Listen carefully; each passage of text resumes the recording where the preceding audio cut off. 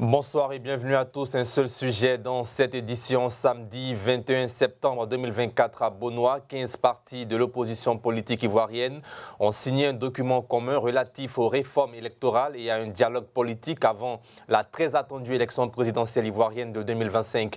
Pour analyser cette actualité pour vous et chez vous, deux consultants. Pluchérik Balé, bonsoir. Bonsoir Sidi. Bonne semaine.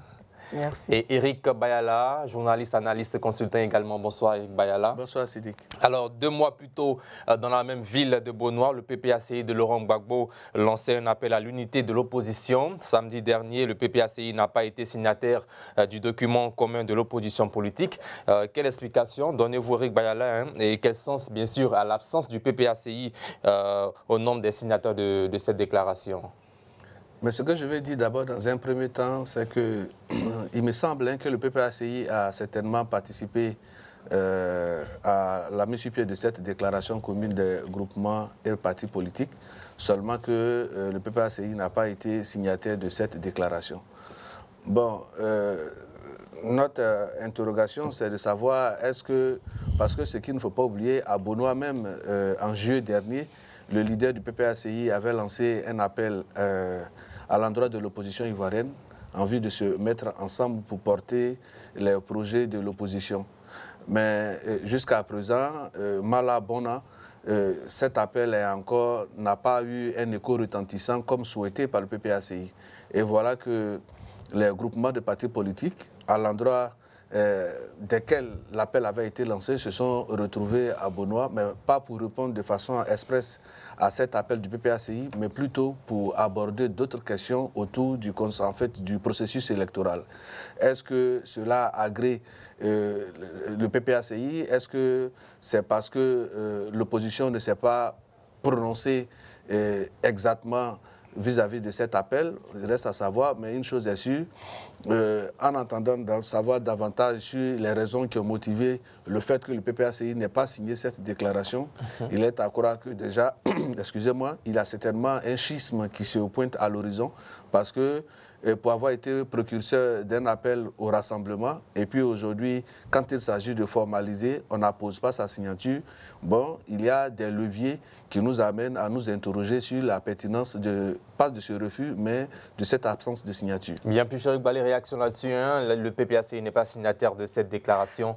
On se pose beaucoup de questions. Pourquoi? Oui, mais bon, le PPACI est mieux placé pour l'expliquer. Je n'ose pas m'aventurer sur des explications. Je ne maîtrise pas la question. Il y a aussi le choix de Beaunois qui suscite beaucoup de réactions quand on sait que c'est dans cette même ville que le président Laurent Gbagbo avait lancé l'appel à l'unité au sein de l'opposition. Et vu ses relations avec l'ex-première dame Simone Yvette à l'initiative de ces travaux, ça suscite beaucoup de réactions également. Bon, ça aussi, c'est à ceux qui ont choisi Beaunois de dire pourquoi Beaunois. Mais quelle analyse faites-vous? Bon, franchement, aucune analyse.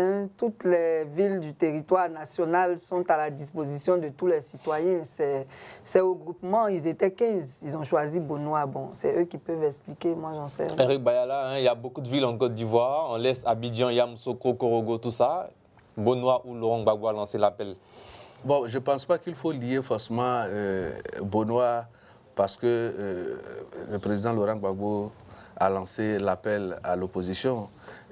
D'abord, le PPACI, les groupements de partis politiques s'étaient retrouvés à Abidjan-Cocody, au siège du PDCI RDA, pour pouvoir d'abord poser les bases de ce groupement.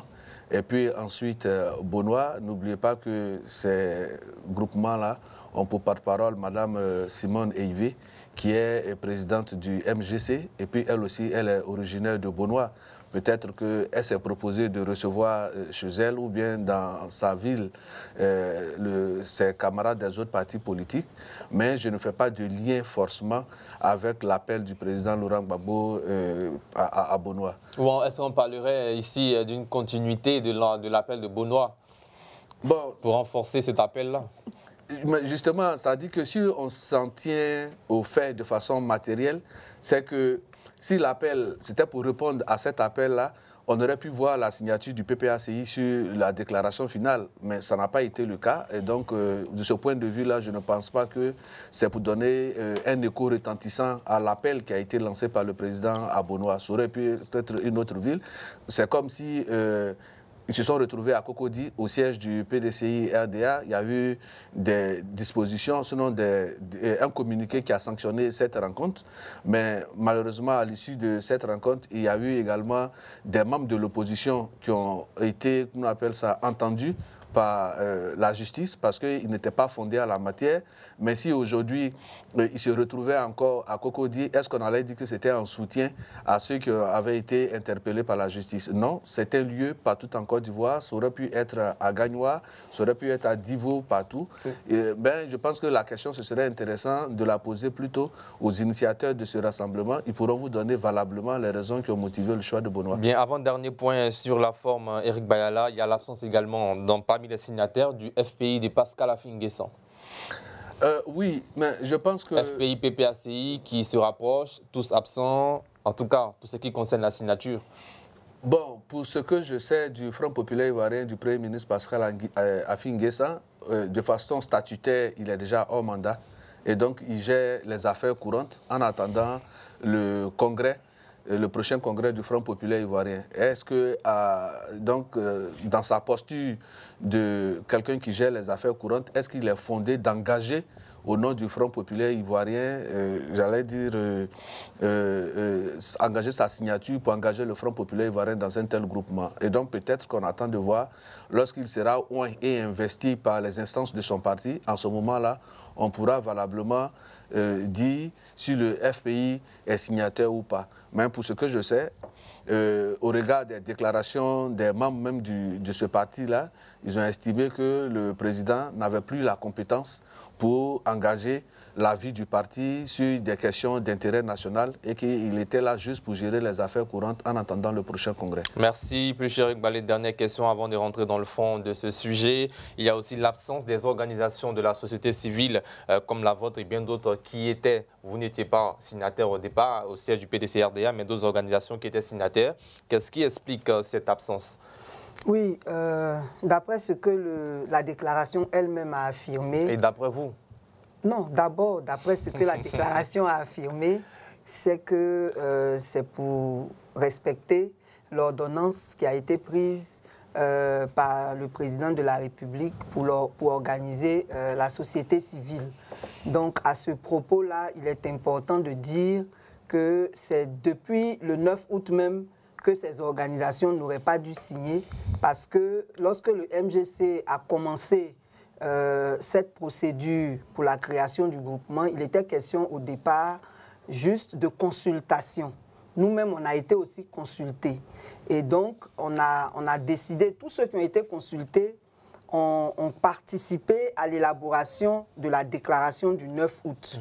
Et donc, on était tous partants quand finalement ce groupe de réflexion-là est devenu un groupement. Donc déjà, étant donné que l'ordonnance a été prise le 12 juin et que la signature, la première, a eu lieu le 9 août, en principe même, on ne devrait pas avoir d'organisation de la société civile là-bas si on voulait respecter l'ordonnance. Donc je pense que c'est vraiment sage de leur part de n'avoir pas continué dans ce sens. Bien, maintenant, quel sens donnez-vous à cette action de l'opposition politique qui serait pour une même cause, qui lutterait pour une même cause, je dirais en somme, réforme électorale, dialogue politique avant la prochaine présidentielle ivoirienne?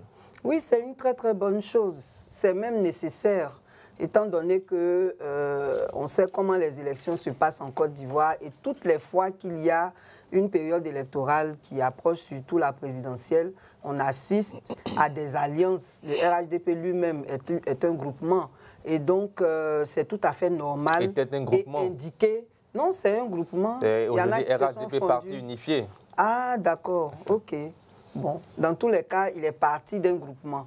Et donc, c'est tout à fait normal qu'aujourd'hui, face à tous les problèmes qu'il y a en rapport avec le système électoral, l'opposition se regroupe pour avoir une position commune sur les revendications qu'il faut mener avant ces élections-là. Le problème, c'est que ce n'est pas trop tôt. Parce que franchement, on est au nez de 2025 et moi, je pense que ça aurait dû être fait plus tôt pour donner beaucoup de temps aux négociations avant que ça n'arrive. Mais mieux vaut tard que jamais. Et Eric Bayala, à chaque élection revient ce qu'ils ont eux-mêmes nommé l'incapacité de la CEI à se conformer à l'article 6, alinéa 3 du Code électoral, lequel article demande une révision annuelle du fichier électoral afin de tenir compte des mutations intervenues dans le code électoral. Pourquoi c'est toujours à l'approche des élections qu'on trouve que la CEI présente des anomalies sur certains aspects? Bon, je pense qu'il serait intéressant pour vous d'interroger les responsables de la CEI. Ils pourront vous dire valablement pourquoi c'est à cette période-là qu'ils entrevoient de pouvoir faire la révision de la liste électorale. Sinon, pour ce que nous savons, ce que nous pouvons dire sur la question, c'est que à l'orée de chaque élection, il est important de réviser la liste électorale. Qui devait être annuelle. C'est ce que je dis. Ce que dit l'article 6. Du code électoral. Maintenant, pourquoi c'est maintenant que ça se fait? Je ne suis pas fondé à vous le dire parce que je n'en maîtrise pas les rouages. Ce serait intéressant d'avoir les responsables de la CEI sur la question. Ils pourront peut-être valablement vous indiquer les motivations de pourquoi c'est maintenant que ça se fait. Bien, puis Cheikh Balé, est-ce que pour vous, vous avez des réactions là-dessus, sur cet aspect-là? Oui, bien sûr. C'est un problème qui est assez sérieux. Un manque de volonté? Oui, moi je pense parce que d'abord, étant donné que l'article 6 prescrit une révision annuelle, il n'y a plus de débat à se faire là-dessus. Ça devait être comme ça. Et ça devait être dans le calendrier de la CEI, de sorte qu'il n'y ait même pas à le réclamer. Maintenant, ce qui est grave, c'est que le président de la CEI a, dans l'une de ses interventions, dit que désormais, eux, ils feraient ça à cheval sur 2 années, ce qui n'est pas normal. Et donc, il serait indiqué que, d'abord, cette année, on n'a pas encore eu de révision. On nous dit que ça sera avant la fin de l'année, mais la période officielle n'a pas encore été donnée. Donc, il serait indiqué, compte tenu des problèmes que les citoyens ont pour disposer des pièces qui permettent de s'inscrire sur la liste électorale, que cette période même de révision soit exceptionnellement étendue jusqu'à l'approche des élections, c'est-à-dire jusqu'à juin 2025, pour donner le temps à la CEI de gérer le contentieux par rapport à la liste électorale. À défaut, quelle que soit la date à laquelle la révision se fera cette année, il serait bien que l'année prochaine aussi, et avant octobre 2025, on ait encore une autre période de révision électorale pour nous conformer au code électoral. Bien, Eric, la révision électorale annuelle, qu'en dites-vous, 2024, 2025 également, comme dit le code électoral, votre réaction là-dessus? Oui, moi je suis déjà respectueux des normes qui sont prescrites par la loi. Si la loi estime que, sinon dit que chaque année, il doit avoir la révision de la liste électorale, bon, je pense qu'il faut s'en conformer. Maintenant, est-ce que la révision de la liste électorale n'a pas une incidence financière, n'a pas encore peut-être d'autres, n'inclut pas d'autres problèmes techniques qui amènent peut-être l'État à pouvoir être un peu plus regardant, parce qu'il ne faut pas oublier que pour la liste électorale, c'est la mobilisation de plusieurs ressources, des ressources financières, des ressources matérielles, des ressources techniques, et cela peut obérer, si vous voulez, un lourd poids. Est-ce que c'est ce qui manque à la Côte d'Ivoire? Justement, est-ce que la Côte d'Ivoire, comme toutes les autres nations, sont à même de pouvoir dire qu'elle apporte un satisfecit total aux besoins de ses citoyens? Quelle que soit la puissance des États, il y a toujours des non-dits, il y a toujours la recherche de mécanismes pour pouvoir apporter le mieux-être à ses concitoyens. Donc, quelle que soit la performance économique de la Côte d'Ivoire, il y a également des leviers importants, mais il y a également des priorités pour l'État. Parce que... ce n'est donc pas une priorité pour l'État de Côte d'Ivoire? C'est parce que j'ai dit il y a des priorités pour l'État. Mais on vous demande, est-ce que ce n'est pas une priorité, la révision de la liste électorale annuellement? Les élections ne se font pas annuellement. Ah, autant donc modifier le code électoral alors? Les élections ne se font pas annuellement, ça c'est d'abord un point. Mais ce qui est sûr, c'est que chaque année, on a besoin d'avoir des établissements, on a besoin d'avoir des centres de santé, on a besoin d'avoir, à prendre, qu'on appelle en charge des problèmes sociaux. Et je pense que ces questions-là sont plus évidentes. Si on doit les mettre en potence, on ne pourra pas dire que la révision de la liste électorale a une priorité sur les questions de santé. Bien, réaction? Oui, ce n'est pas une question. Il ne faut pas mettre en rapport les élections avec le développement. Aujourd'hui, la révision de la liste électorale est une priorité, étant entendu que la plupart de nos élections débouchent sur des violences. Et c'est ce à quoi on ne veut plus aboutir. Et donc, dans un État moderne, on ne fait pas les choses en naviguant à vue. Ce n'est pas aujourd'hui on a commencé à organiser des élections en Côte d'Ivoire. Donc la CEI, sachant que l'article 6 lui demande de faire une révision annuelle, si elle estime que c'est coûteux, il faut trouver des solutions pour pallier cela, notamment informatiser l'état civil. Parce que si l'état civil était informatisé, il y a des automatismes qui seraient déjà au niveau des listes. On retirerait systématiquement les décédés, on inscrirait systématiquement ceux qui ont 18 ans, ce serait rapide. Donc, quand on n'a pas les moyens, il y a toujours des solutions. Hein? On n'est pas obligé d'aller recruter comme on est en train de le faire actuellement pour réviser une liste, autant entendu que tous les citoyens habitent quelque part, il y a des mairies, il y a des sous-préfectures. Donc moi je pense que c'est une question de volonté politique et si on ne peut pas respecter la loi, on la modifie pour la conformer à ce qu'on peut faire. Bien. Alors, quel impact cette signature qui a eu lieu à Bonoa aura-t-elle sur la classe politique ivoirienne, notamment l'opposition politique? Impact. Bon, d'abord, je pense que c'est bon pour l'opposition elle-même de savoir qu'enfin, il y a une dynamique qui s'engage pour s'organiser. Il y a eu l'appel de Bonoa, du PPACI. Il y a cet autre groupement qui est en train de se créer. Moi, je pense que ça aura l'impact de dynamiser l'opposition qui, à mon avis, est beaucoup trop amorphe. Voilà, donc ça va l'aider à se réveiller et à prendre ses responsabilités face au scrutin qui arrive. Eric Bayal, est-ce que cette signature aura un impact sur la classe politique ivoirienne en général et en particulier l'opposition politique? Bon, impact, je ne sais pas à quel niveau vous... Positif, bien sûr.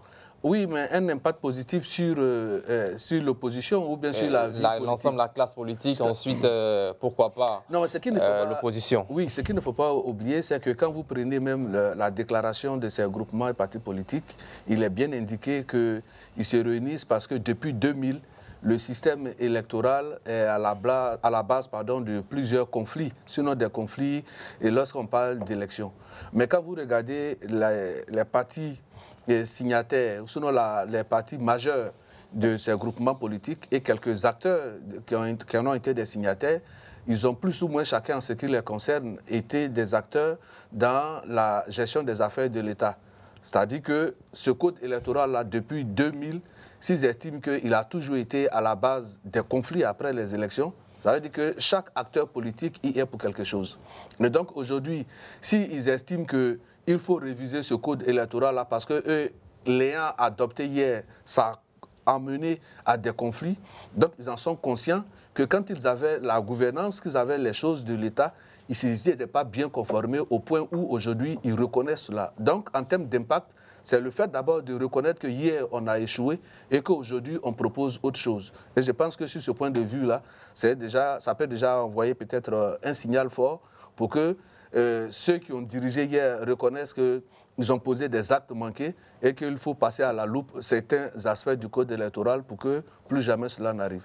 Il y a au nombre des questions abordées le financement des élections. Ces partis relèvent la marginalisation de certains partis politiques et l'insuffisance du montant alloué qui peuvent être des causes d'inefficacité. Comment vous réagissez face à cela? Bon, ils ont certainement leurs arguments, mais moi je pense que ce n'est pas juste. Pourquoi? Qu'est-ce qui n'est pas juste? Ce n'est pas juste de penser qu'il y a une marginalisation ou bien que le montant, bon, il n'est pas suffisant par rapport à quoi.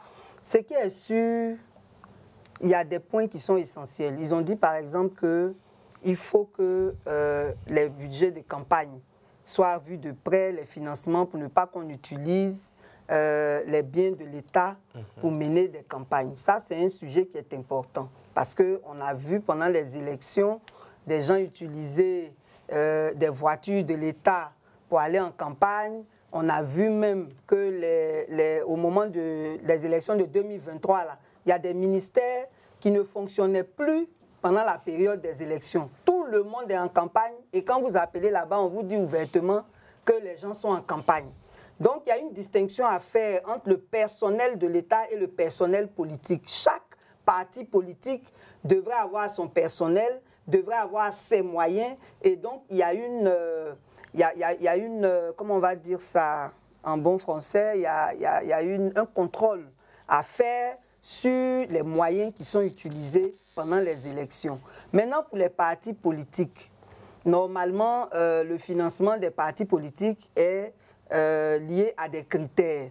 S'il faut modifier ces critères, bon, moi je ne suis pas parti politique, c'est eux seuls qui savent pourquoi ils le demandent, mais pour nous, l'efficacité dans les élections n'est pas liée à tout ça. Parce que si vous regardez bien, les politiques ont tellement déçu les populations que depuis un certain temps, il y a une montée des indépendants. C'est parce qu'après, bon, eux aussi, ils s'en vont vendre leur victoire dans certains partis que ça biaise un peu les choses. Donc, il y a lieu de se demander, de faire une autocritique pour savoir ce qui fait que les gens, non seulement le taux d'abstention est élevé et il va en s'élevant, mais en plus, on vote beaucoup d'indépendants. Donc, si les politiques veulent être efficaces, il faut qu'ils analysent sans faux fuyant les raisons pour lesquelles les citoyens préfèrent voter les indépendants, les raisons pour lesquelles les citoyens préfèrent ne même plus aller voter du tout. Et moi, je pense que c'est là-bas qu'ils trouveront les vraies solutions. Bien, Éric Bayalar, il révèle la marginalisation de certains partis politiques et l'insuffisance du montant alloué qui peuvent être des causes d'inefficacité des partis. Vos réactions là-dessus? Mais on ne crée pas un parti politique parce qu'on attend que l'État vous donne les moyens pour vous déployer. On crée un parti politique parce qu'on a une conviction, on a un idéal, on a un projet de société qu'on veut partager avec la population. Et quand vous créez un parti politique et puis vous attendez que l'État vous apporte les moyens pour vous faire connaître, je pense que ça ne fait pas sérieux. Et puis, encore que la loi est très claire sur le financement des partis politiques, il y a un nombre de critères qui en sont définis. Et il faut respecter ces critères-là. Donc si vous ne respectez pas les critères parce que vous êtes parti politique et que l'État doit systématiquement vous venir en aide à travers un appui financier, mais je pense que ça ne fait pas sérieux. Dans un récent sondage au niveau du ministère de l'Intérieur, la Côte d'Ivoire avait plus de 256 partis politiques.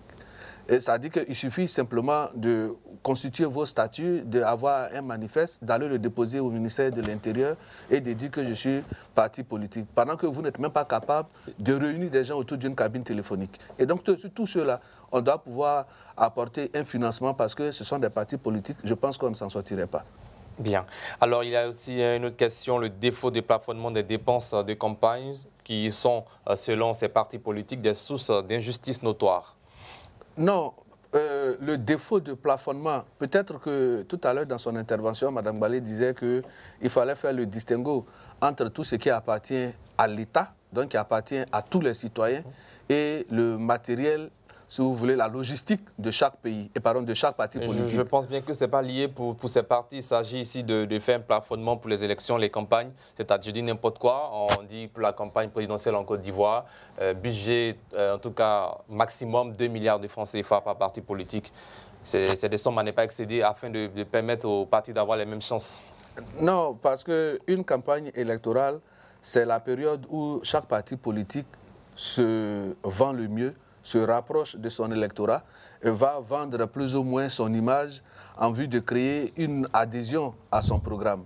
Et pour ce faire, chaque parti politique a des cadres qui portent la campagne de leur leader, chacun en ce qui le concerne dans sa localité. Et donc, arriver à un plafonnement pour demander 2 milliards pour que chaque parti politique puisse s'en servir pour faire la campagne à l'élection présidentielle, je ne pense pas que ça soit intéressant. Parce qu'une chose est sûre, une chose est certaine, il s'agit là de l'élection présidentielle. On ne parle pas d'une élection de chef de classe, encore moins d'un chef de village. On parle de quelqu'un qui va porter la Côte d'Ivoire, qui est aujourd'hui un pays essentiel en Afrique de l'Ouest, en Afrique et dans le monde. Et donc celui qui doit pouvoir porter doit avoir un certain nombre d'atouts, un certain nombre de profils. Ce n'est pas une scène où on vient exhiber toute plaisanterie idéologique pour pouvoir dire qu'il faut qu'on arrive à plafonner pour que même celui-même qui est sorti de nulle part, qui se réclame être un homme politique, donc il va déposer sa candidature, on doit pouvoir lui donner les moyens d'aller faire sa campagne.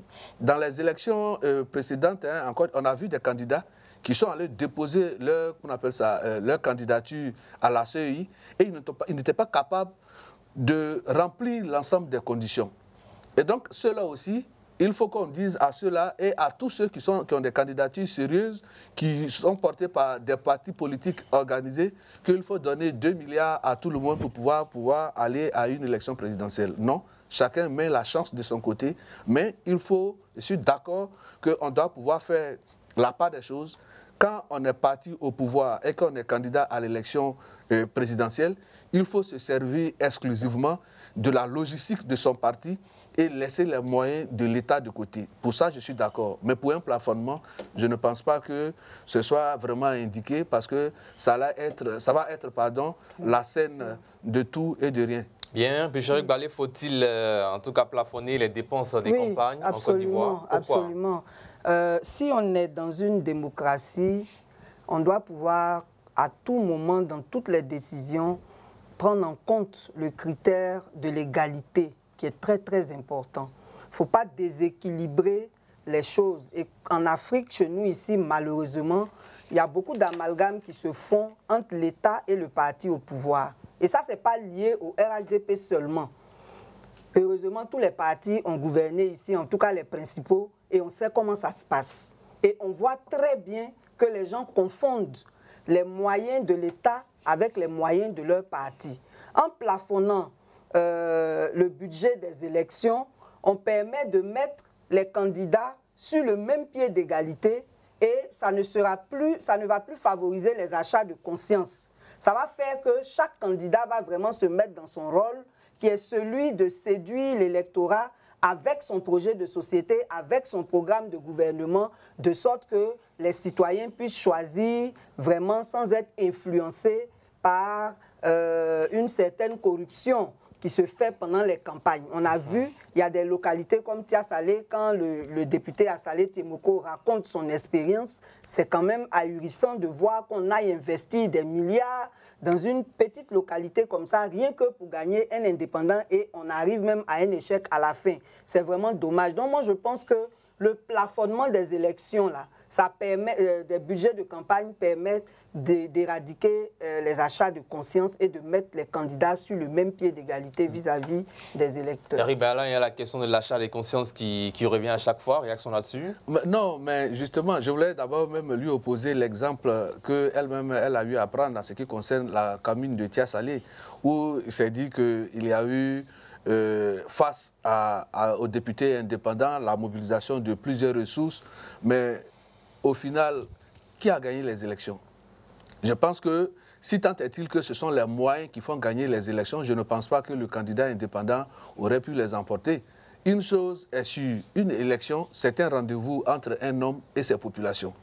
C'est ce que vous avez, les rapports que vous avez eus avec cette population pendant un certain nombre d'années, ce sont ces rapports-là qui sont sanctionnés dans les élections.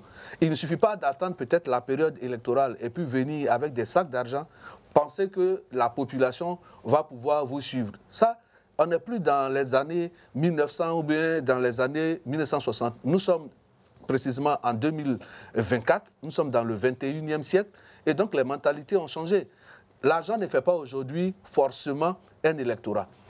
Parce que si l'argent faisait un électorat, si je voudrais m'appuyer sur le témoignage qu'a rendu Mme Balé, je ne suis pas sûr que M. Assalé Timoko serait le député maire de Tia-Salé. Donc c'est pour dire que tout n'est pas argent, mais il faut que les candidats aient des équations personnelles qui puissent les rapprocher davantage avec leurs électeurs pour que ces électeurs-là, en reconnaissance, puissent leur donner leur suffrage. C'est de ça qu'il s'agit. Les signataires ont encore affirmé leur désaccord vis-à-vis du processus électoral tel qu'engagé en Côte d'Ivoire. Actuellement, l'opération de révision de la liste électorale prévue pour un mois n'est pas du goût de l'opposition politique. Éric Bayala, votre commentaire là-dessus? Oui, la révision de la liste électorale prévue pour un mois n'est pas du goût des partis politiques. C'est normal, ils sont dans leur rôle. Une chose est sûre, c'est que la commission électorale indépendante a son calendrier et elle sait à quel rythme, comment on appelle ça, elle évolue. Et donc si elle a prévu que la révision de la liste électorale va, d'ailleurs même, depuis les récentes élections, il y a toujours eu une période.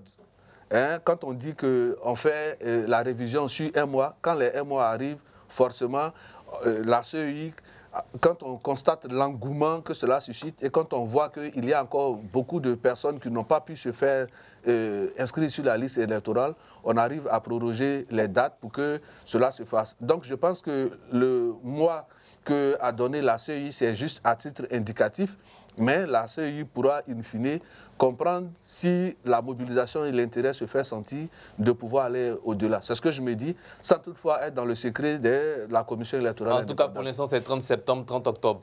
Oui, pour l'instant. Puis Chéric Ballé, un mois insuffisant, hein?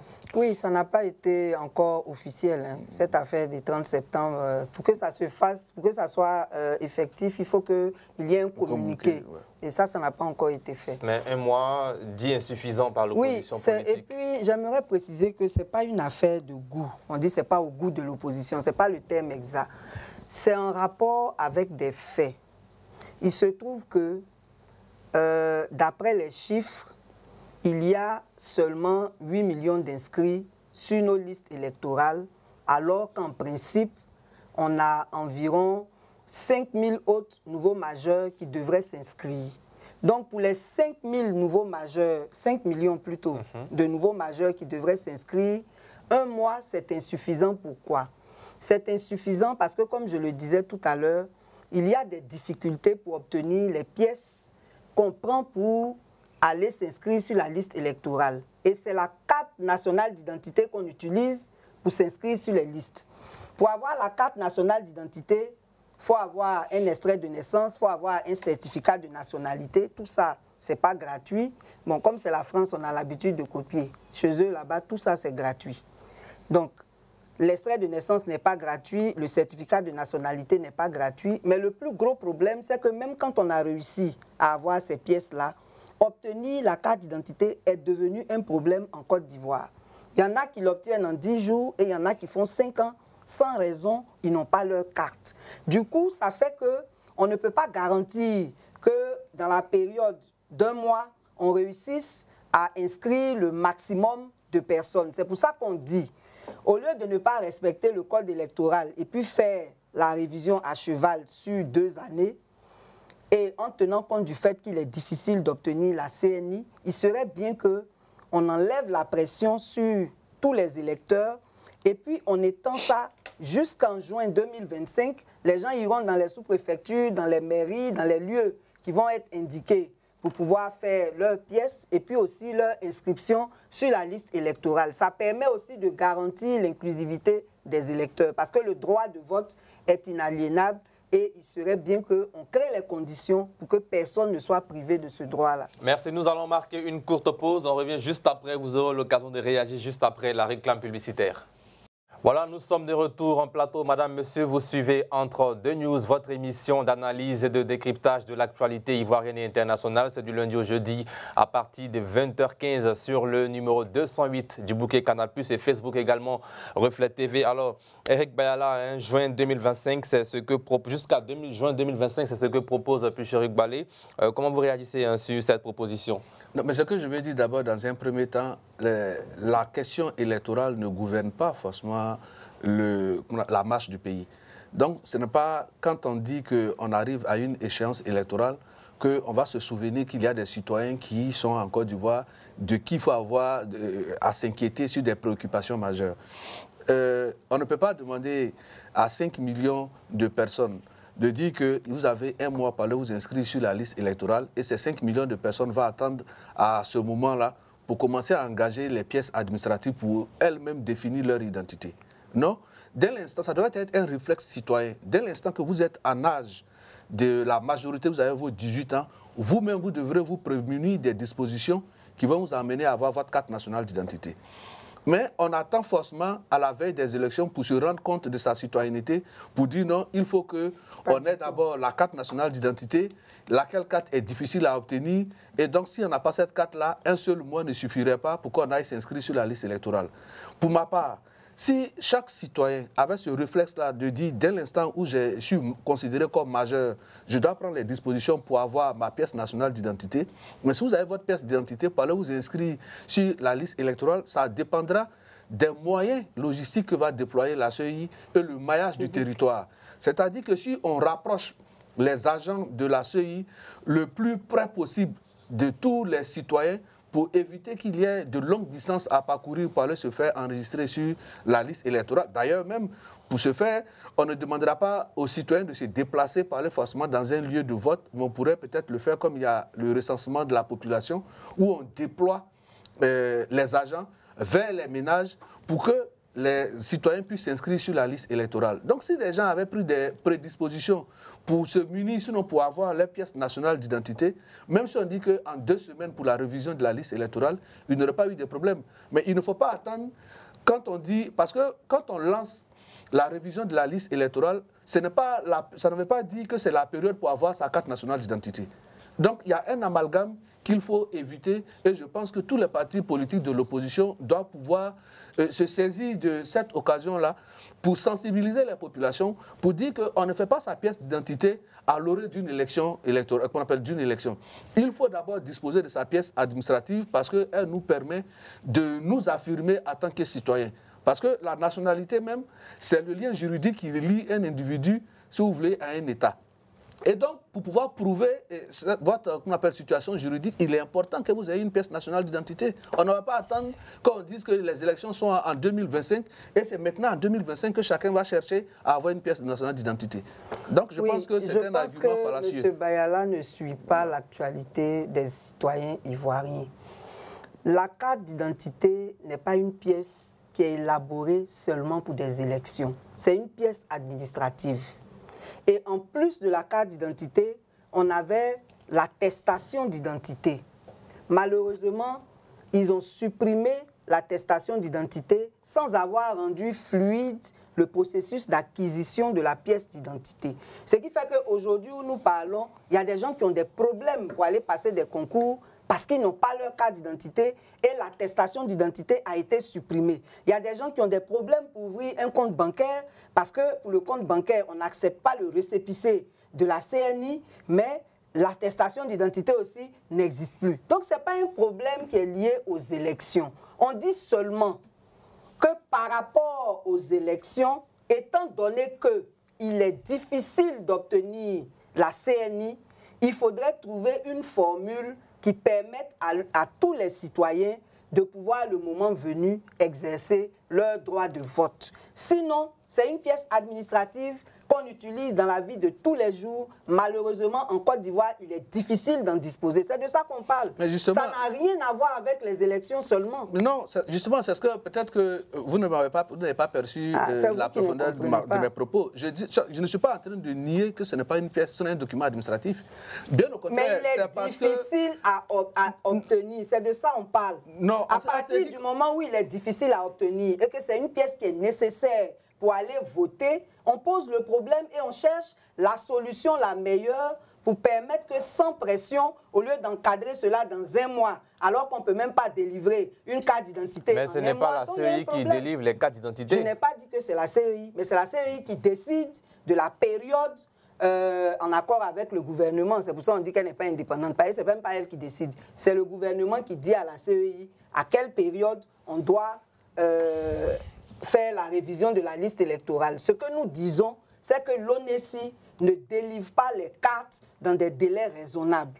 Donc, si on prend 1 mois, au bout d'1 mois, la majorité ne se sera pas inscrite. Encore qu'on ne sait même pas si en 2025, il y aura une autre révision. Puisque de façon unilatérale, la CEI organise cette révision-là à cheval sur 2 années. Allez-y. Ce que je voulais dire...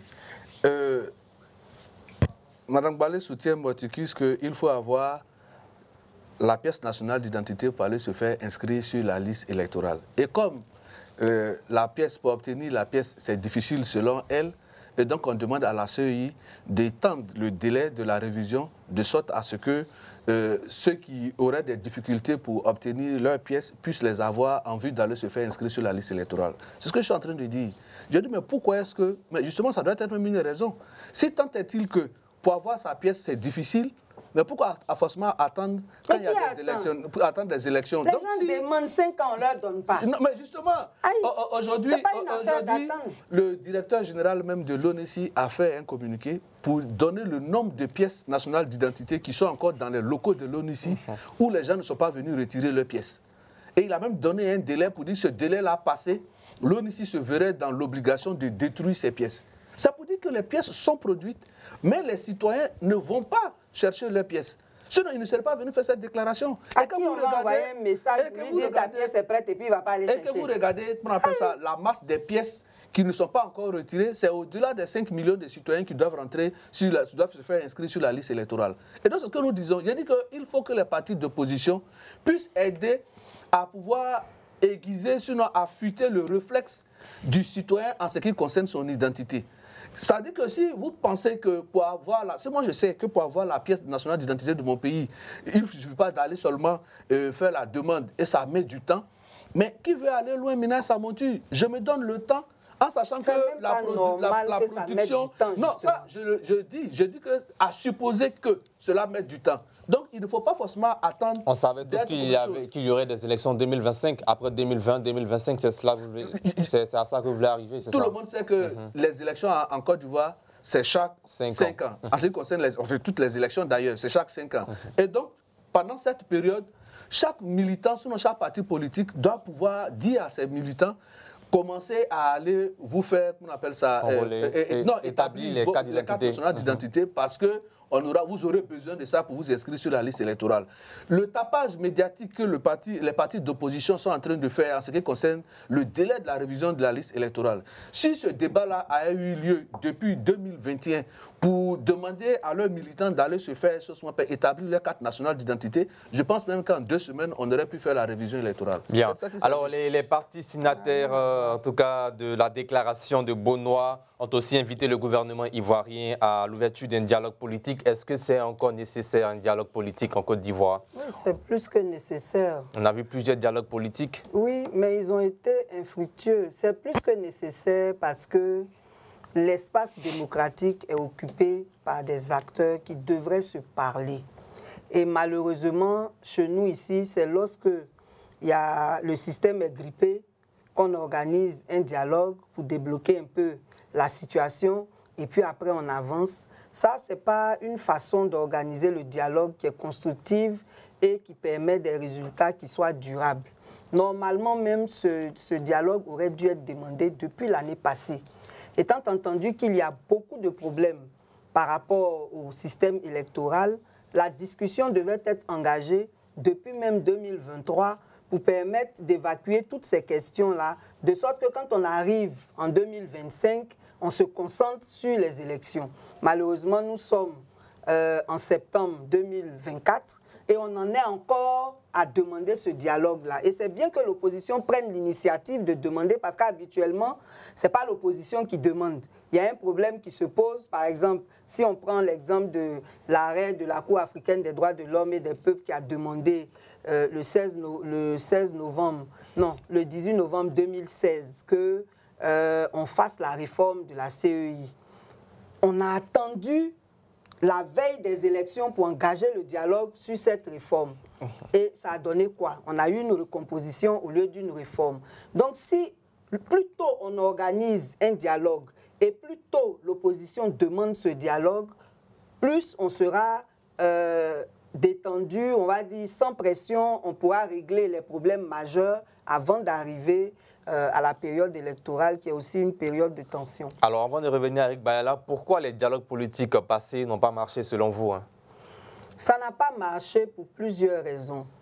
Voilà des gens qui organisent des dialogues successifs. En 2022, c'était le 5e, sans faire le bilan des précédents.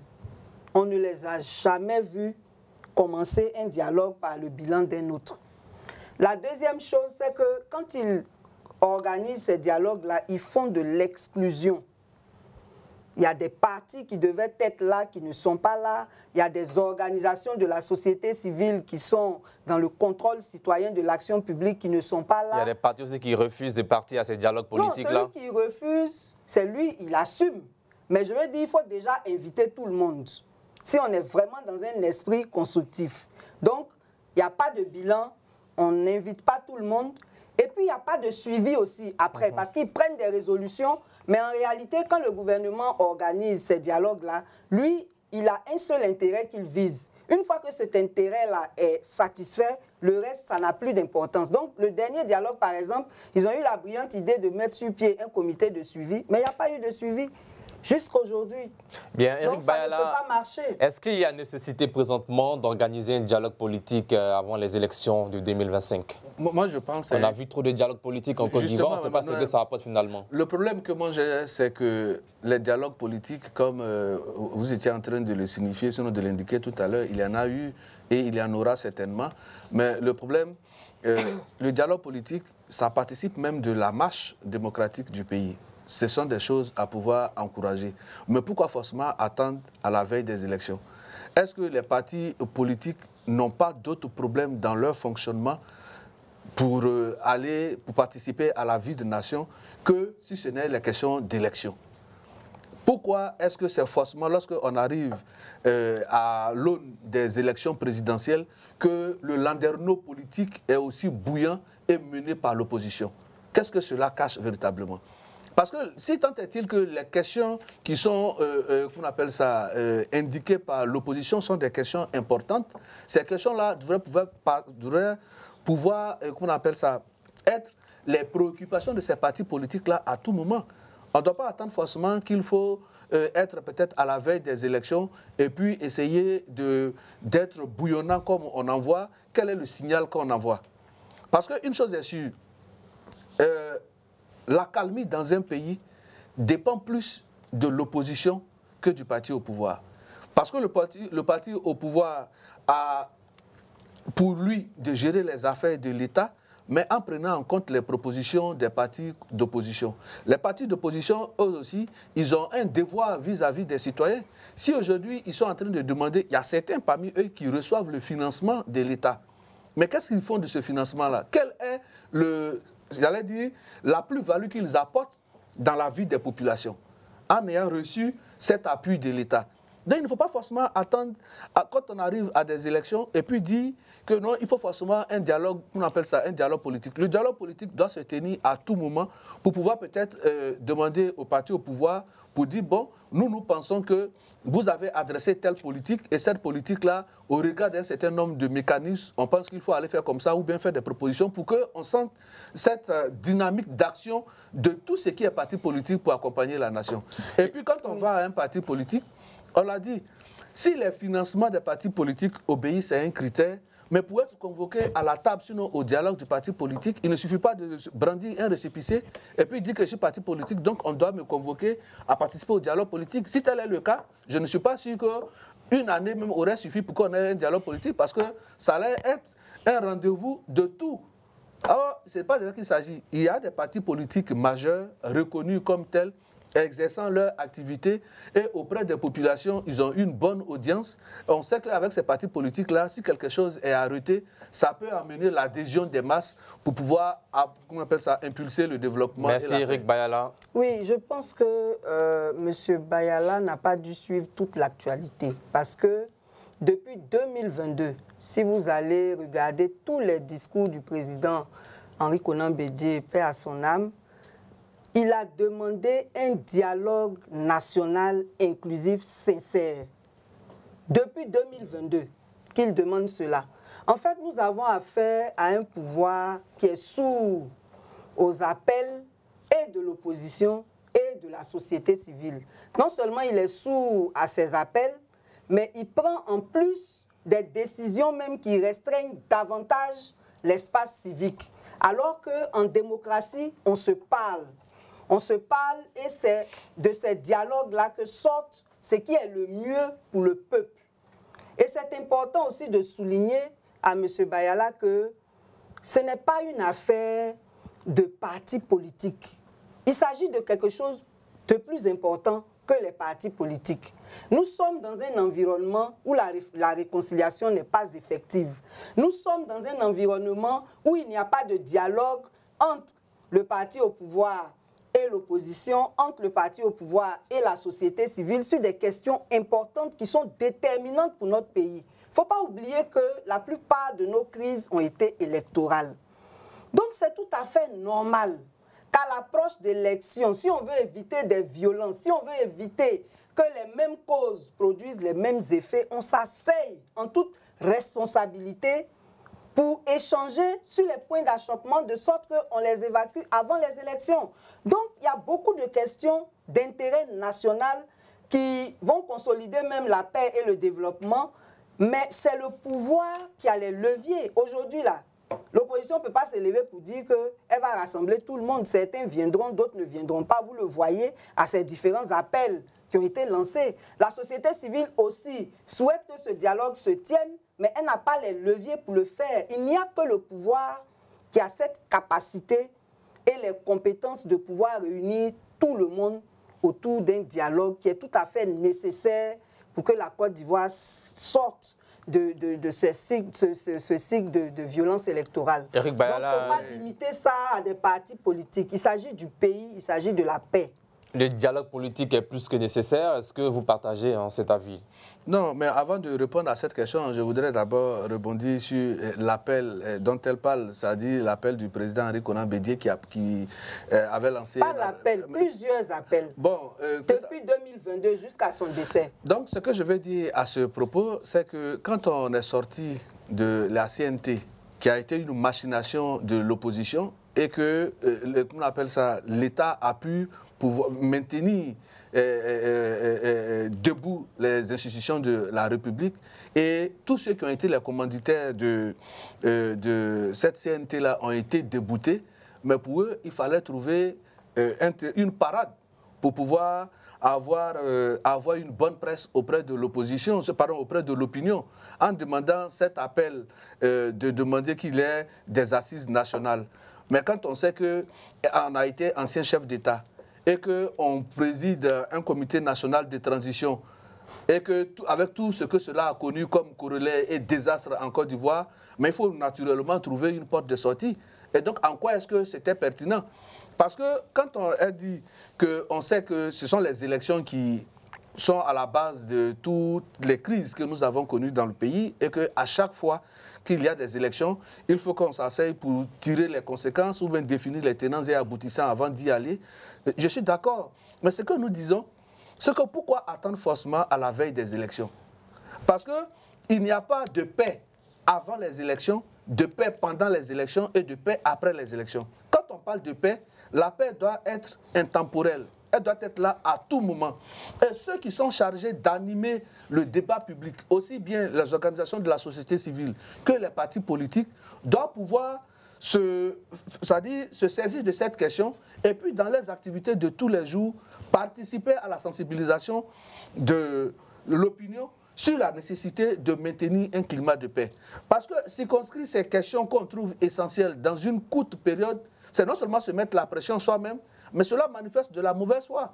Parce que le calendrier qu'on a pour pouvoir dire qu'on appelle à ce qu'il y ait des réformes, des assises nationales, un dialogue politique pour qu'il y ait des élections à apaiser, on a l'impression que c'est le pouvoir qui ne l'entend pas, mais le calendrier de l'opposition n'est pas le calendrier du pouvoir. Bien, alors, le groupement des partis politiques signataires de la déclaration de Bonois se sont engagés à poursuivre leur collaboration pour la préparation des mémorandums communs et consensuels sur les réformes électorales qui servira de base de leur proposition à l'occasion du dialogue politique tant souhaité. Quelle lecture faites-vous de cette démarche-là? Oui, c'est tout à fait nécessaire de le faire. Mais avant, j'aimerais préciser quelque chose. Souvent, quand on parle dans les débats, les gens parlent du CNT comme s'il n'y avait pas eu de rébellion avant ça. Ce n'est pas pour ça qu'on ne doit pas avancer dans le débat politique. Ceux qui sont derrière la rébellion, là, tout le monde les connaît. Il y a eu aussi des gens derrière la CNT. Mais tout ça, c'est des Ivoiriens qui, à un moment donné, ont pris de mauvaises décisions. Ça n'empêche pas qu'on puisse avancer dans le débat. Et en termes de demande de dialogue, mieux vaut tard que jamais. Voilà. Donc, si l'opposition veut faire un mémorandum par rapport à ces questions-là, c'est bien. Mais moi, je pense qu'il faut aller à l'essentiel. C'est quoi l'essentiel? Justement, j'en arrive. L'essentiel, c'est d'abord même de réformer la CEI. Parce que c'est l'organe qui organise les élections.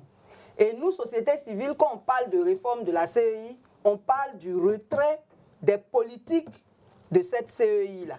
Parce que tous les politiques n'y sont pas représentés et chacun cherche à tirer la couverture sur lui. C'est pour ça qu'on assiste à des scènes où on déchire les résultats, où, bon... Vous voulez donc que la société civile au sein de la CEI?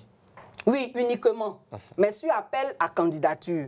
C'est-à-dire que les politiques en sortent. Et on a vu en 2000, c'est quelqu'un de la société civile qui était président de la CNE, à l'époque on disait CNE, malgré un militaire au pouvoir, il a proclamé les résultats comme il se devait. Et donc, quand les politiques sont là-bas, ça gangrène la CEI, il faut qu'ils en sortent. Ça, vraiment, c'est important. Et donc, à partir du moment où on n'a pas assez de temps pour aller à ces élections-là, il faut aller à l'essentiel. Comment on fait la révision de la liste électorale pour que tous les citoyens bénéficient de leur droit de vote? Comment on fait pour éviter les conflits liés aux candidatures? Donc, l'inclusivité des candidatures, là, c'est important. Et puis, comment on fait pour être sûr que les élections s'organisent comme il se doit? Pour nous, il faut changer la CEI. Il faut aussi changer même le Conseil constitutionnel. Bien, il y a eu également la question du découpage électoral qui causerait problème selon ces partis de l'opposition politique. Qu'est-ce qui ne marche pas, en tout cas au sein du découpage électoral de la Côte d'Ivoire? Est-ce qu'il y a un problème à ce niveau? Vous voulez réagir? Oui, bien sûr. Le découpage électoral est important quand il s'agit des législatives, puisque il y a le nombre de postes de députés est lié à ce découpage-là. Et il se trouve que il y a deux critères qui prévalent dans ce découpage. Il y a la démographie et puis il y a les superficies des circonscriptions. Normalement, à partir du moment où c'est les citoyens qui votent, l'espace ne devrait pas avoir un pourcentage prépondérant dans le choix, dans le découpage électoral. Ça devait se faire selon la densité de la population, à notre avis. Donc, évidemment, c'est important que ce soit révisé parce qu'il y a de grands espaces sur certains territoires où il n'y a pas suffisamment d'habitants et là-bas, ils ont plus de députés que des zones qui sont plus peuplées. Donc, il y a un déséquilibre évident. C'est les citoyens qui votent, c'est en fonction du nombre de citoyens qu'on devrait faire le découpage. Eric Baala, vous voulez réagir là-dessus? Oui, en ce qui concerne le découpage électoral, je pense que le découpage électoral, en termes même de la création de communes, en termes de création de circonscriptions, tout et tout, depuis l'avènement du RHDP, si ma mémoire est bonne, il n'y a seulement que 4 nouvelles communes qui ont été créées. Les communes de Ndouzi, de Atigouakro, de Gbeleban et d'Assini Mafia. À part ces 4 nouvelles communes créées, tout le reste résulte de l'héritage du découpage électoral du système du président qu'on appelle Laurent Gbagbo.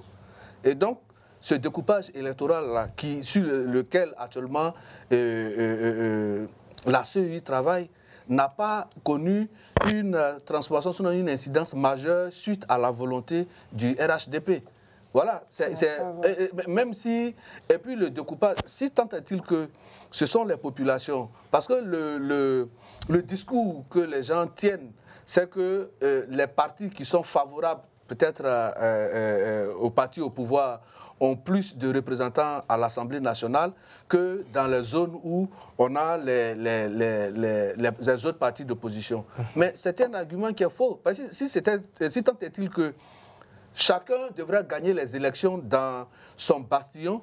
Aujourd'hui, la quasi-totalité de tous les sièges électoraux, qu'on appelle ça, de la ville, selon du département de Gagnoa, ne seraient pas dans la main du pouvoir. C'est comme aussi, il y a certaines localités où certains membres de l'opposition ont pu avoir également des élus. Donc le problème, c'est de vendre au mieux son programme pour aller séduire les populations. Donc, Merci. Si la question du découpage, pour moi, il n'y a vraiment pas de problème à ce niveau. Merci. Rapidement, nous sommes pris par le temps. Dernière question, c'est que la question d'une candidature au sein du groupement n'est pas à l'ordre du jour. Comment vous réagissez sur cette démarche des partis de l'opposition politique? Avant de répondre à cette question, je voudrais préciser quelque chose qui est très important. On a 30 secondes pour terminer. Monsieur Bayala dit que le découpage actuel a été fait sous le président Laurent Gbagbo. Ce n'est pas vrai, il faut le préciser.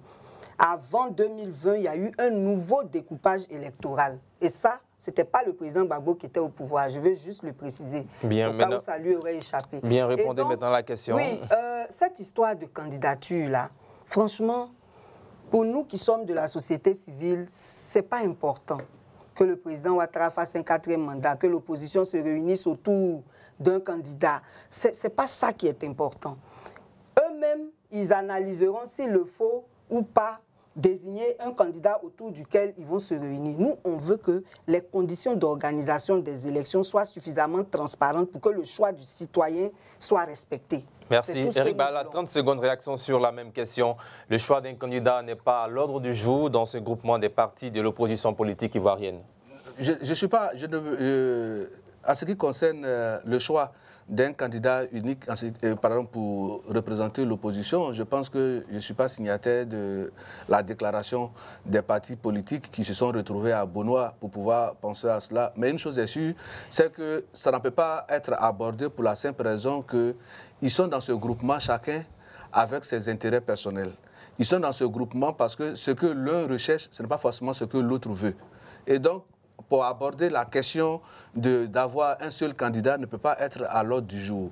Maintenant, en ce qui concerne le découpage électoral, tel que je l'ai dit, il est bien de le préciser à Mme Balé pour dire, j'ai parlé de circonscriptions. J'ai dit les circonscriptions qui ont été créées, le RHDP n'en a pas... On ne parle pas de communes, on parle de législatives.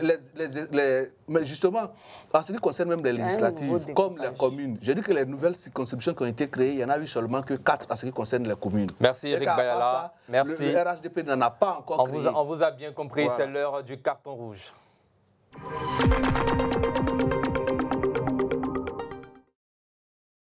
Carton rouge, le premier carton de cette semaine, c'est avec Pulcher Éric Balé.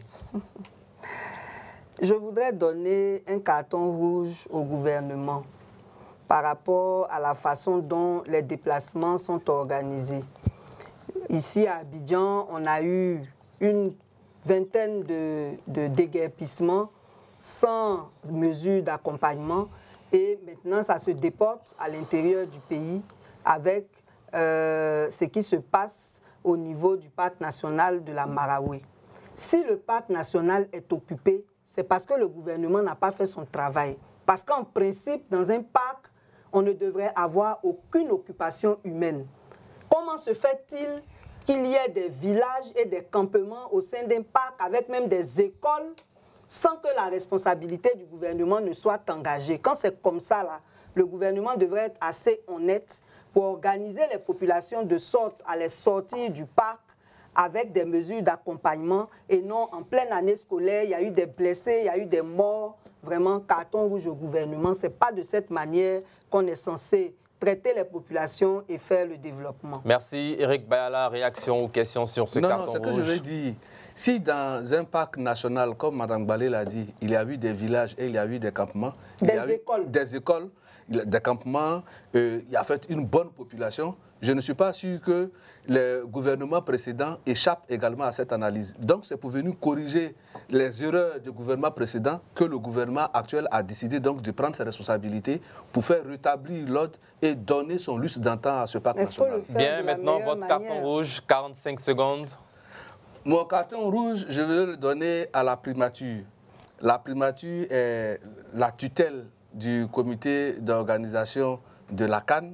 Et jusqu'à présent, nous ne comprenons pas pourquoi les prestataires de la CAN, il y a encore une dette que le COCAN doit encore à des prestataires, notamment au groupement des éditeurs de presse.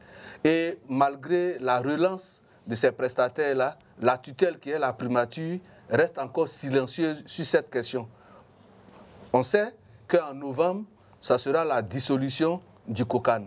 Et si le COCAN, jusqu'à aujourd'hui, n'arrive pas à éponger ses dettes vis-à-vis des prestataires, à qui iront ces prestataires-là une fois que le COCAN sera dissous. Donc nous lançons un appel à la primature, qui est la tutelle, pour qu'elle puisse réagir sur cette question. Merci. On dira à marteler Éric Bayala, c'est un carton rouge qui revient de temps en temps. Puis Éric Bayala, réaction là-dessus? Oui, c'est un carton rouge qui est tout à fait approprié parce qu'effectivement, il n'y a pas que les éditeurs de presse. Il y a des gens qui ont loué leur véhicule pendant la CAN, ils ne sont pas encore payés. Il y a certains dont les contrats sont finis, on n'a pas encore payé leurs droits. En tout cas, il y a beaucoup de problèmes. Il vaut mieux les régler le plus tôt possible. Maintenant, le chiffre du jour.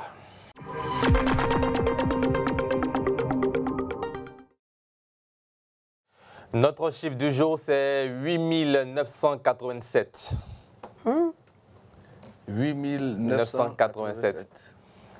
Non. Alors, le chiffre du jour, jusqu'à fin 2024, la Haute Autorité pour la bonne gouvernance avait enregistré 8987 déclarations des patrimoines sur un total de 10 393 assujettis, soit un taux de 86,5% en nette progression par rapport aux 83% enregistrés en décembre 2023. L'annonce a été faite le 19 septembre dernier par Epiphane Zorobi-Balo, le président de la Haute Autorité pour la bonne gouvernance, lors de la présentation des actions menées par son institution dans le cadre de la moralisation de la vie publique et la répression face aux acteurs de fraude et corruption en Côte d'Ivoire devant la presse nationale. Réaction là-dessus, plus Éric Balé.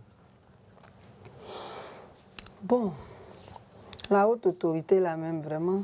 C'est quand même une bonne action qui est menée afin de déclarer les patrimoines. Oui, mais bon, je pense qu'elle devrait avoir une stratégie pour faire en sorte même qu'on n'en soit pas à se plaindre qu'il y ait des gens encore qui n'aient pas encore déclaré leur patrimoine. Ça devrait se faire avant même que les gens ne prennent fonction, à mon avis. Donc, je pense que la haute autorité elle-même doit réviser sa façon de travailler pour être plus efficace parce qu'il y a vraiment beaucoup de domaines où on l'attend, on ne la voit pas. Et là, par rapport à ces déclarations de patrimoine, je pense que si on exige que les gens déclarent leur patrimoine avant de prendre fonction, on n'en sera pas à ce résultat. Éric Bayala, c'est une belle proposition, déclarer ses patrimoines avant de prendre fonction. Oui, ça se fait déjà. C'est-à-dire que dès l'instant où vous êtes nommé, vous, avant de prendre votre fonction, vous êtes tenu de déclarer votre patrimoine. Mais pourquoi encore nous sommes à ce niveau? Et lorsque vous en sortez également, on évalue pour pouvoir voir également, en fonction du patrimoine que vous avez déclaré en rentrant, par rapport à votre revenu, qu'est-ce que vous avez pu avoir. Tout ça, c'est pour lutter contre la corruption. Et je pense que c'est une rupture dans les habitudes, donc une rupture dans la fréquence. Nous en sommes à 86%. Et bien avant ça, il n'y avait pas d'autorité en charge de ces questions-là pour appeler les hauts fonctionnaires de la République pour pouvoir déclarer leurs biens. Et si aujourd'hui ça se fait et que nous sommes à 86%, je pense que c'est un acte à encourager, de sorte à ce que les 14 autres pourcents qui restent puissent vraiment suivre le process et puissent se conformer à la loi. Merci Éric Bayala, merci plus Éric Balé. C'est la fin de cette émission. Rendez-vous dans quelques jours avec vous pour d'autres émissions. Chers téléspectateurs, vous avez rendez-vous demain à 20h15 sur les antennes de Reflet TV et rediffusion de cette émission demain à partir de 10h15. Dans cette émission, nous avions parlé des partis de l'opposition politique, 15 partis politiques qui ont signé un document commun relatif aux réformes électorales en Côte d'Ivoire. Merci de l'avoir suivi. Portez-vous bien, que Dieu veille sur vous. À demain et bonsoir.